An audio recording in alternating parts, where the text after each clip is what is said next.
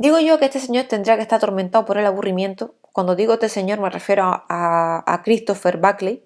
Este señor era un periodista y un escritor del género de la sátira política y déjenme decirle que tenía un gran prestigio en Estados Unidos porque incluso llegó a formar parte del equipo que le redactaba los discursos a George Bush padre cuando era vicepresidente. Bueno, pues este señor, un 5 de noviembre del año 91, urdió en el salón de su casa, ahí a primera hora de la tarde, pues urdió uno de los bulos más sonados tras el final de la Guerra Fría, y es que era el de la subasta del cuerpo momificado de Vladimir Ilich Ulyanov, más conocido como el señor Lenin, ¿vale? Concretamente esto que estoy hablando hoy, este señor, o sea, Christopher, hay un episodio que él mismo concretamente lo refieren al detalle por si quieren saberlo, que es en uno de sus libros, ¿vale? Y bueno, esto pues se le ocurrió a raíz de la caótica situación económica que siguió, pues claro, al desmoronamiento de la Unión Soviética, o sea, un momento en el que, según la prensa económica internacional, el nuevo régimen ruso pues necesitaba desesperadamente, fuentes de liquidez para mantener su economía a flote y pues nada, que los rusos estaban vendiendo archivos tanto de la KGB y material de su programa espacial pues a precio de sardo, de esto barato que me lo quitan de las manos, ¿vale? Pues en esta tesitura así siguió Buckley, ¿no? Que en aquel momento, cuando aquello trabajaba para el suplemento quincenal de la revista económica Forbes, concretamente el suplemento era el FYI, si no me equivoco, y bueno, pues este señor concibió la idea de que el gobierno de Boris Yeltsin había decidido subastar la momia del padre de la Revolución Soviética. ¿Por qué? Porque cuyo mantenimiento y conservación estaban valorados en casi $200.000 anuales. Y obviamente pues era bien conocido que resultaba extremadamente costoso para las arcas rusas en aquel momento de zozobra financiera. Entonces, ¿qué pasa? Que estaban meditando si ponerlo a la venta por un precio de salida de $15 millones, ¿vale? Pues total, que este señor se las ingenió tan bien, que es que la información se relataba que el gobierno ruso había valorado eso, la posibilidad de la venta de los restos de Lenin, incluso tomando en consideración los pingües beneficios que la venta del puente de Londres a un multimillonario de Arizona que se había reportado a la economía británica en el año 62 y que al final, pues eso, tras darle muchas vueltas y tal, que sí se habían decidido, pues finalmente hacerlo y que cualquier veredicto y demás se daría a finales del mes de octubre de ese mismo año, o sea, del año 91, ¿vale? Bueno, ¿qué pasa? Que este señor, vuelvo y digo, se las ingenió tan bien que es que, salía información pormenorizada sobre las casas internacionales de subasta que se ocuparían del tema, de detalles contractuales sobre las condiciones de la venta, de fecha tope para la presentación de oferta, de mantenimiento de la momia en el futuro, o incluso sobre el uso que su nuevo propietario podría hacer de la misma, o sea, de la momia, ¿vale? O sea, eso sí, jamás podría haber sido para fines publicitarios o impropios, ¿vale? Y todo ello sometido al arbitrio del Tribunal Internacional de la Haya, o sea que velaría por la completa legalidad de toda la operación. Pues en torno a las 6:30 de la tarde, Buckley, culminó su redacción, la envió por fax a su centro de trabajo y se sentó a gusto a ver la televisión a esperar los acontecimientos porque él sabía que no iban a tardar en producirse. Que lo hizo la lió parda adrede.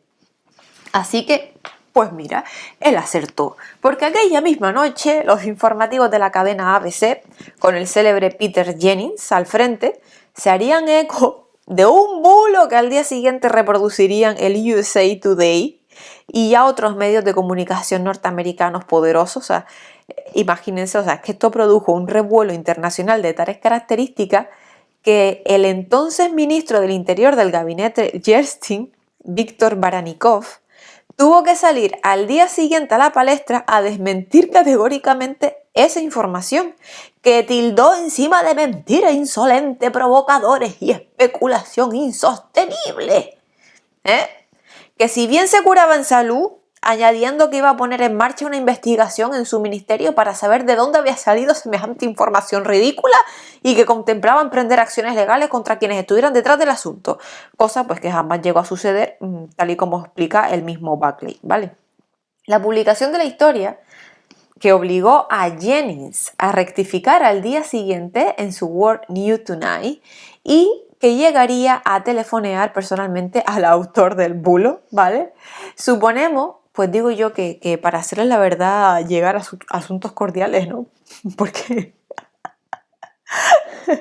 Porque según la versión de Buckley, del escritor del bulo, por el mismísimo Malcolm Forbes, que era el presidente de la corporación informativa responsable de su aparición, que adujo, ¿vale? Que era evidente que se trataba de una broma. Pero digo yo que en verdad, no sé, o sea, no creo que le haría mucha gracia esto a Jim Michael, que era el director de publicaciones del grupo en aquel momento, ¿no? Que al fin y al cabo este señor se había pagado media vida luchando para convertir a la revista en una referencia de la gran prensa económica internacional y pues digo yo que casi le tuvo que haber costado un ataque al corazón. Bueno, igualmente, y esto también lo relata Buckley, ¿vale? Que encima el señor, es que de verdad, es que él encima lo añade en un tono tan jocoso, ¿vale?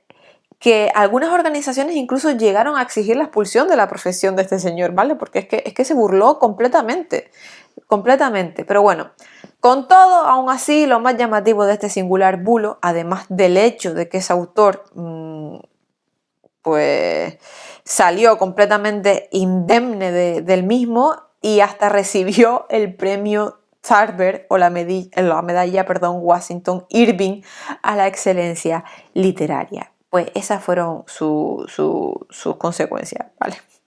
Eso sí es verdad que es dato de imposible acreditación porque Buckley asegura que la dirección del Kremlin que había dado en su artículo, que era la calle Ogaryova 6 en Moscú, habría llegado a recibir multitud de ofertas por la momia de Lenin, o sea, algunas de ellas de hasta 27 millones de dólares por Lenin.